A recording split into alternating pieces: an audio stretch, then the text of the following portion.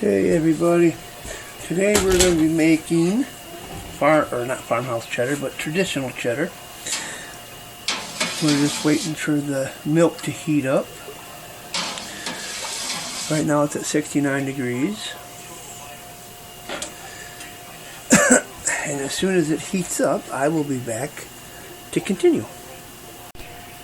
Alright, hey everybody, it is now up to 72 degrees. So I'm going to add the a needle coloring to it. You always want to add this before you add the calcium chloride, because if not, it will react and clump up and curdle your milk. So as I'm stirring, I'm going to slowly add this. Sorry if I was in the way of the camera. I put just a little bit extra needle coloring in it, so this cheese is going to be a little bit darker than normal. That's the kind of way I like it. So we're at 75.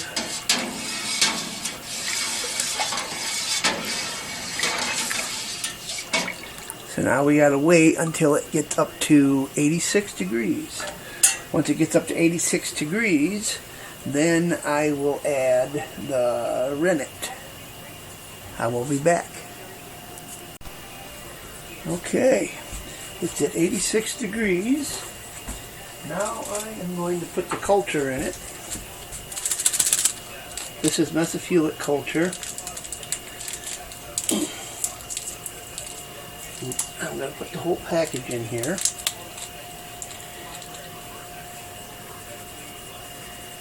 On this, you just sprinkle on top.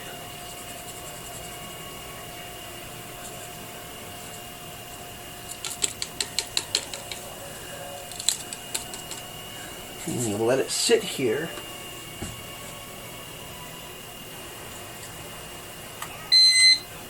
for 2 to 3 minutes.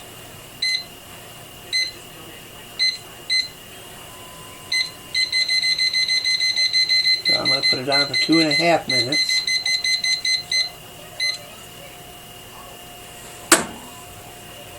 Because it has to rehydrate, because it's freeze dried. And then once that's done, then I will come back. Alright, I'm back.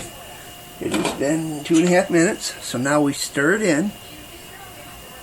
Because right now it's all floating on top. So you gotta stir it in. For about a minute, you stir it all in. Make sure it's all nice and incorporated.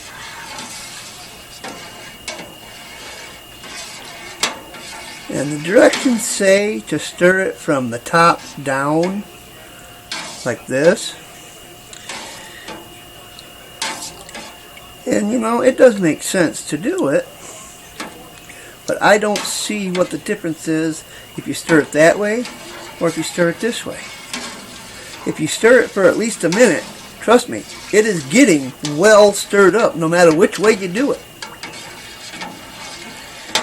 So once I stir it for a full minute, then I am going to let it rest and ripen, as they call it, for 50 minutes.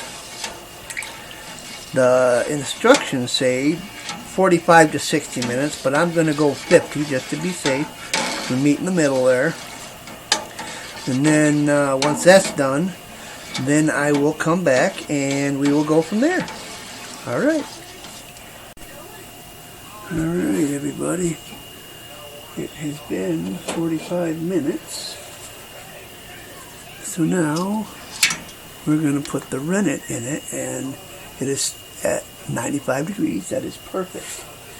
Okay, and we're going to put the rennet in it. This is a 1/4 cup of double strength rennet, which equals out to a 1/2 cup, listen to me. A 1/4 teaspoon double strength, which equals out to a 1/2 teaspoon of single strength. So here we go. We're going to start putting this in here. Okay, now we're going to stir this for about a minute Give or take. We'll do some ups and downs like the instructions call for. I don't see what the sense of doing up and down is, but they have to say it for a reason. They're not just going to arbitrarily say, oh, this is what you got to do. So it has to be a true and tested method, apparently. And then once it's all incorporated in here,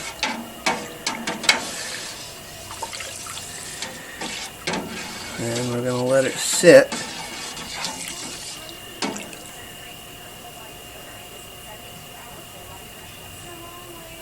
We've got to stop the milk from moving because that rennet works almost immediately.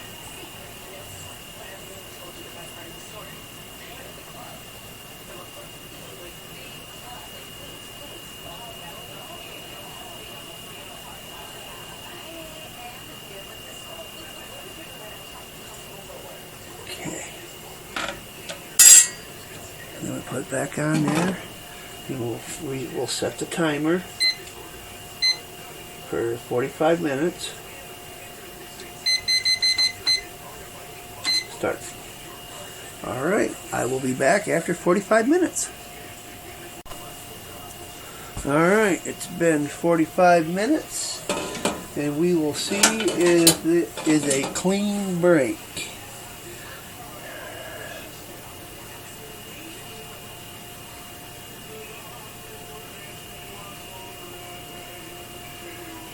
Not quite.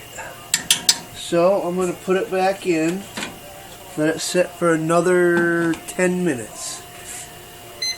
So we set the timer for 10 minutes and we will be back. Okay, we've let it sit for an additional 10 minutes and now let's check it again. And hopefully we got a clean break.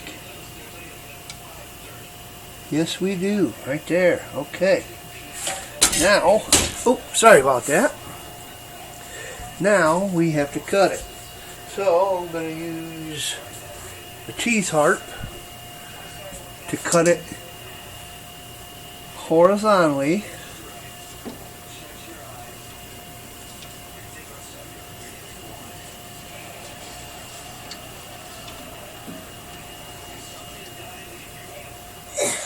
Okay. Alright. And cut horizontally. Okay. Now we're going to cut it vertically into small.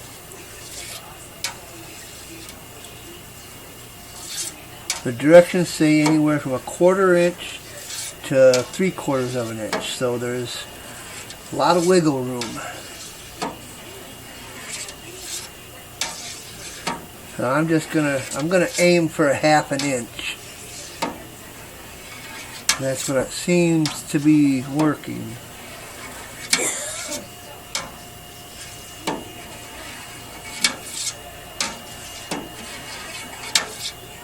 Now a lot of people will use a wire whisk to do this, to make the curds really small. But I don't want that. I want to be able to see exactly how big these curds are.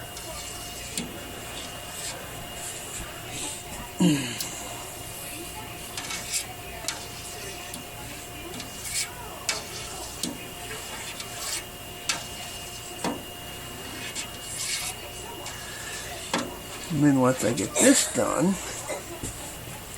then I have a glove that I'm going to put on, and I'm going to reach into the bottom of the pan and pull up the curds from the bottom and see exactly how big they are.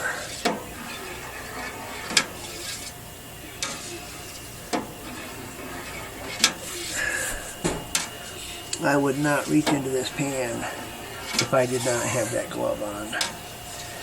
I've watched many of videos where people have reached into these pans with their hands, and that is just totally disgusting.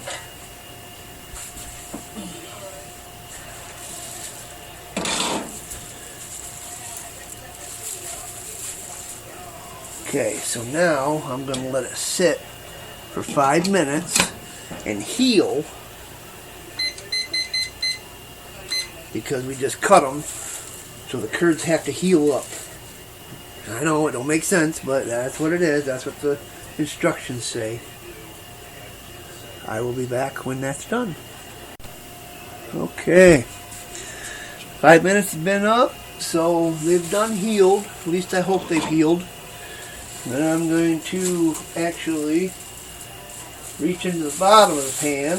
This is here is a complete full arm glove. Like I said, people reach into these pans without no gloves on, and it's just disgusting. And I sprayed my hands with sanitizer, so very gently we're going to reach down into this pan. And we're going to pull up the curds from the bottom. See, they're all nice and uniform.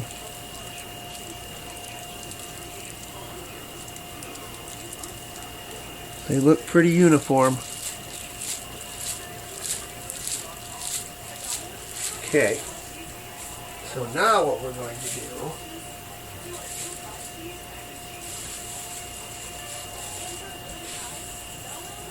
is now we have to heat this up to 102 degrees.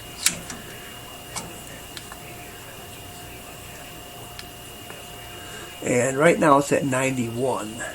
So we're going to put this on low heat, and we are going to stir it very, very gently.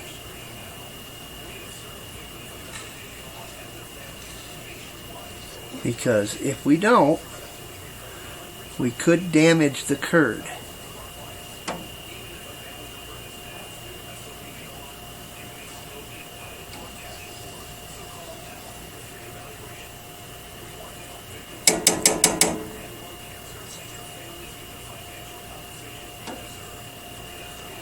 And what we want to do is we want to get all the water, or whey as it's called, out of the curd.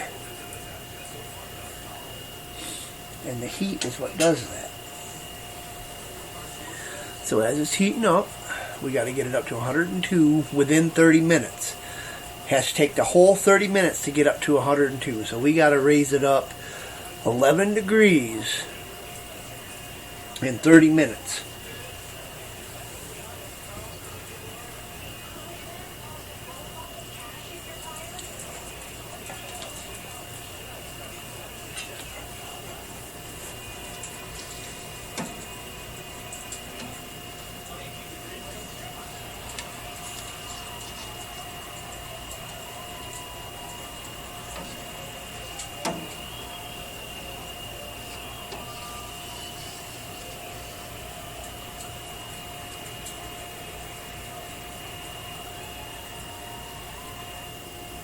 And as soon as we all get up to 102 degrees, I'll be back with you. Alright, we are done heating the curds. They are at 102 degrees. And now, all we have to do is just let them sit. They're going to sit for 20 to 30 minutes. I'm probably going to let them sit for 30 minutes. So that way they will all sink to the bottom and mat together. And then once that happens, then we will be back. Okay, it has been 30 minutes. The curd is all settled to the bottom, and we are going to strain it off into a colander.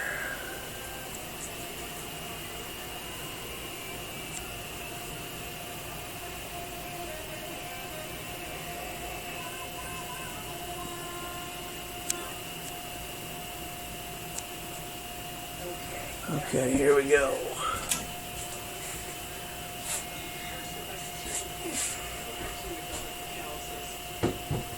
Now I'm going to put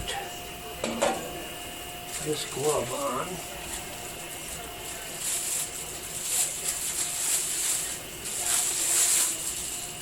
Yes, I know it's not really a glove, but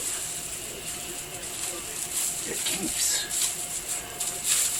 nasty. Okay.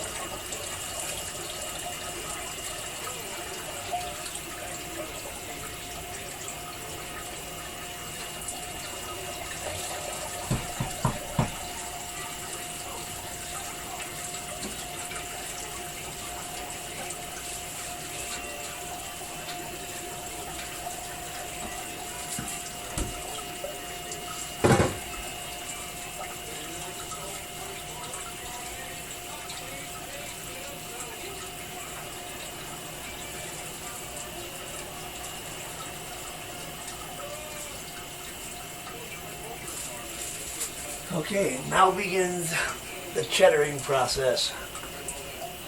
I'm going to flip this every 15 minutes for the next 2 hours, but after the halfway mark, I'm going to cut it in half and stack them. I'm not going to show you the whole thing, but I will show you the first 15-minute flip. Alright, be back after that.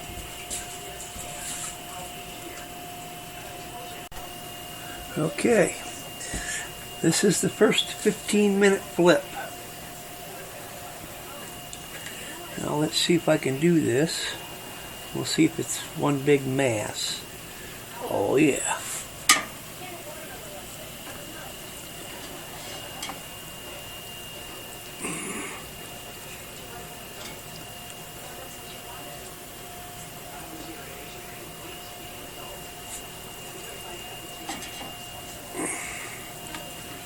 I'm gonna flip her over here. There we go. Okay. We'll cover it up. And hit the timer for another 15 minutes. Alright, now I'm not going to show you the rest of it because it's all the same. Every 15 minutes you flip it. And then an hour from now, then I got to cut it in half and I stack those halves. So as soon as it's all done, 2 hours from now, I will come back. Okay, now we're at the halfway mark in the cheddaring process, and this time instead of, I'm going to flip it over, but I'm also going to cut it in half and stack them on top of each other. So, I'm going to take a knife here.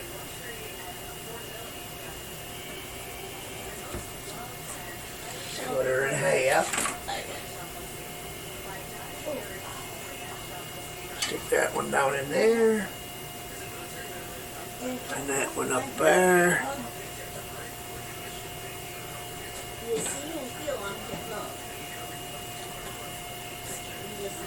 Okay, another 15 minutes. Alright, I'm not going to record it. I'll come back when it's all done. Okay, the cheddaring process is done. So now what we gotta do is we have to break this up into 1/2 inch to 3/4 inch pieces. As you can see, I'm wearing gloves. We have to break this up because we have to salt it before it goes in the press.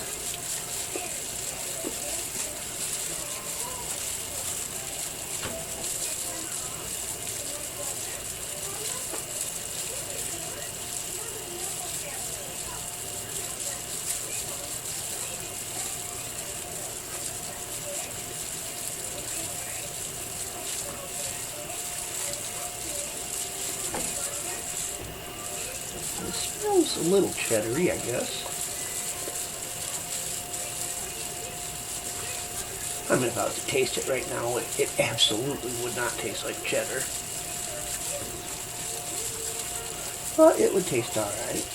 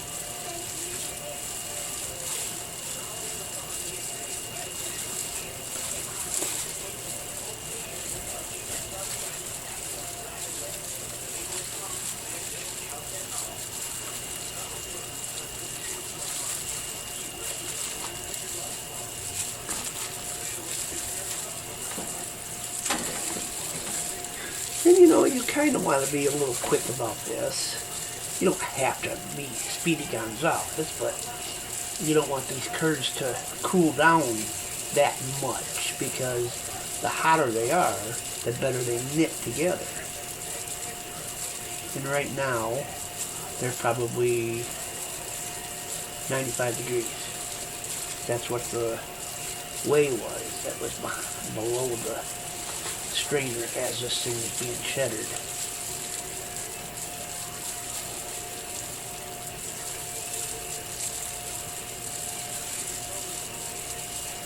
As soon as I get done with this, I'm going to salt it.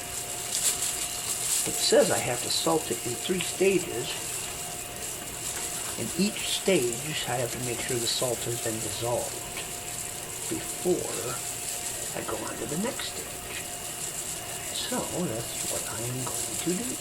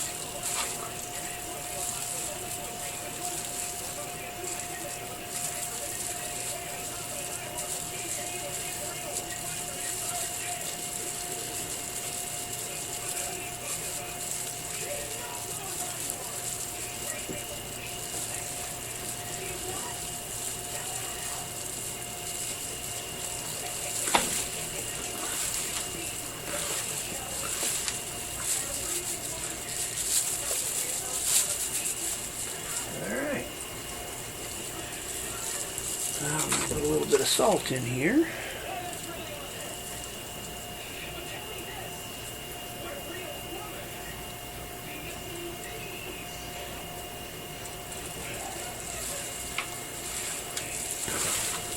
Okay, this is stage 1.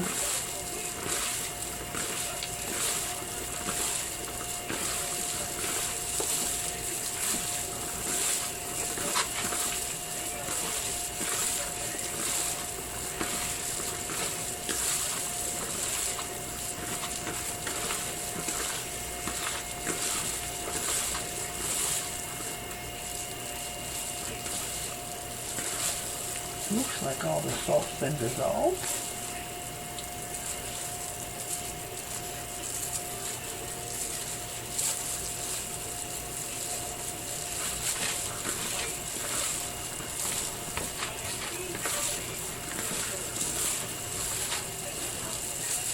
Okay. Now, we'll go stage 2. 3 phases.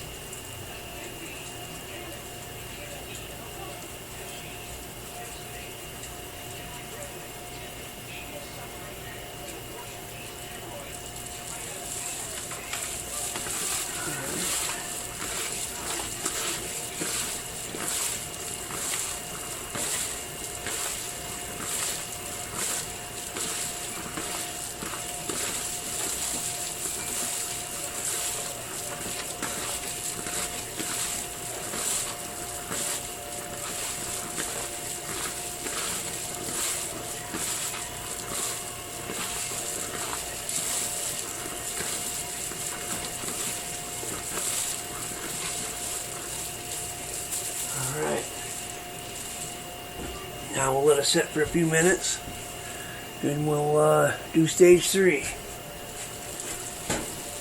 the meantime, I'll break up some of these bigger ones here. Okay.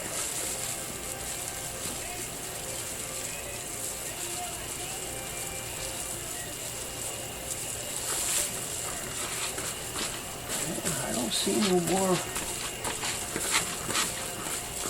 I don't see any salt. Actual salt greens in there. So we're gonna assume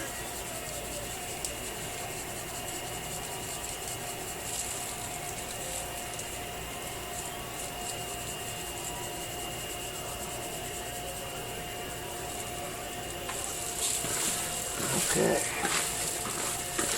Mix it in really good.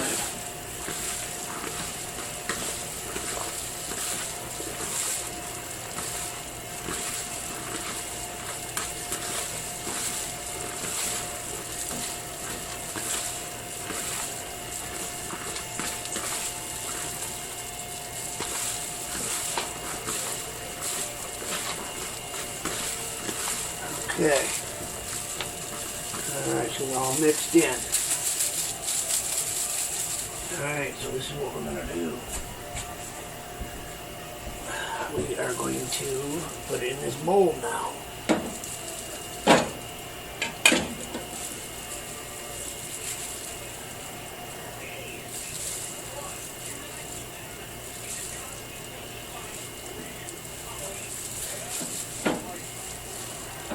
Make sure that the cheesecloth is centered in there.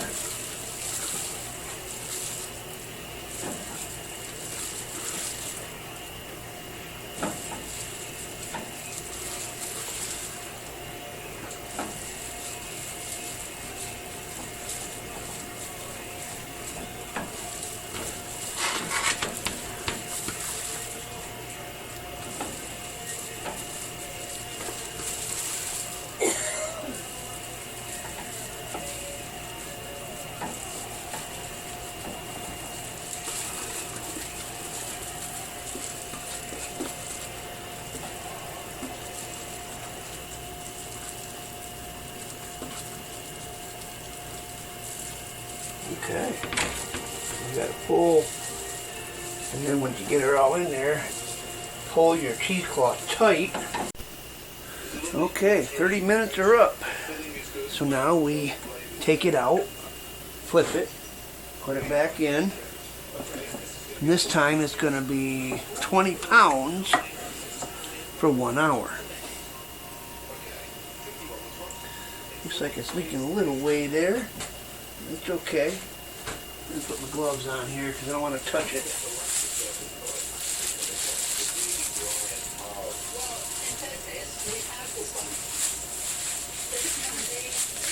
Okay. Oh yeah.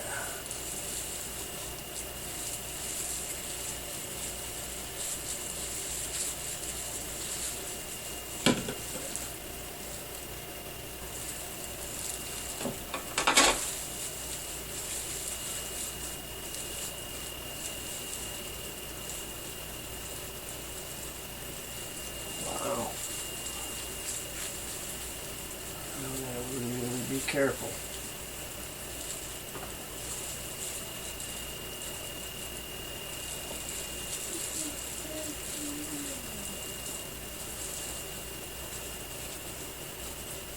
Now she's starting to fall apart.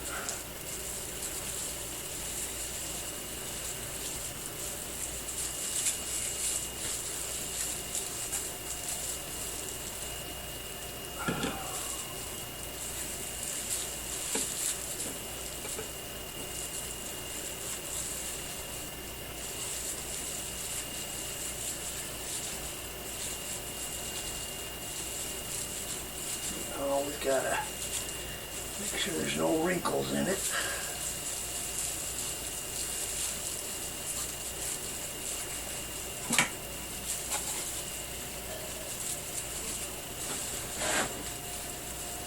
Right back There she goes.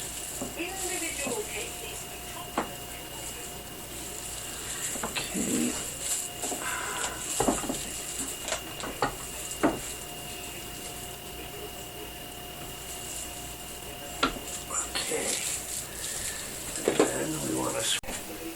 Okay, now this next pressing is going to be 50 pounds for 4 hours. And that's going to put it about 4 o'clock in the morning. So I'm probably just going to let it go till in the morning because I don't feel like getting up at 4 o'clock.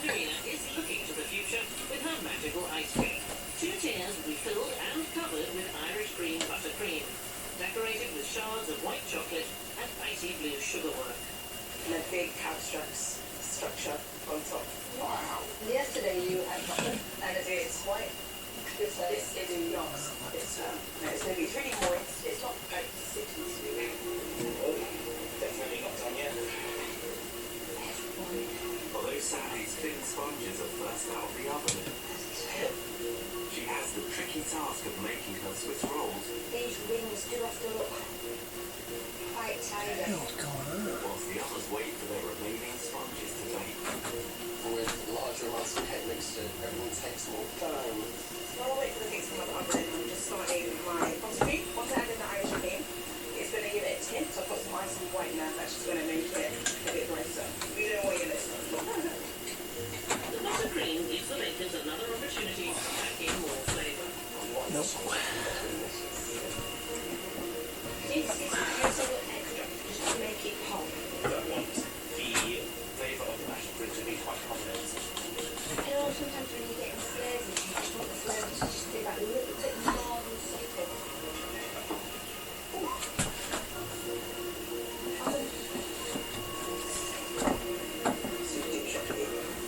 Very good rice, so that's good.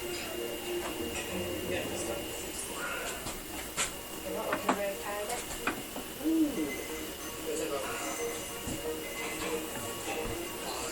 Very happy with those. Well, we're going to cover up all these cracks. This hair's all the buttercream. That's fine to do that. I just need to get them cool and practice it with the cakes. It's just getting these two down so that we come to a sharp circle. It's not as nice as I'd like it, but not with that now, is there?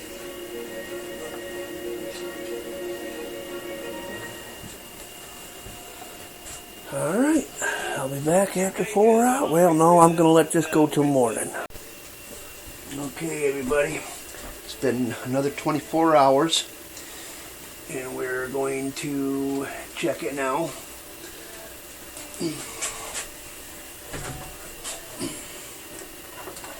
Take these water jugs off of it.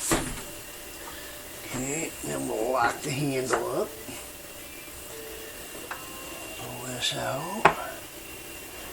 And now before I actually touch that, I'm going to put some gloves on. Here.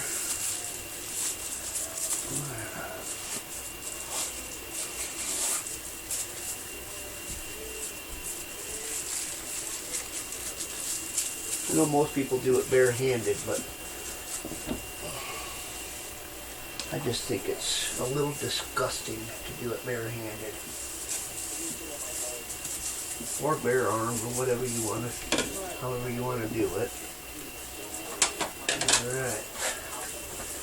Now let's see.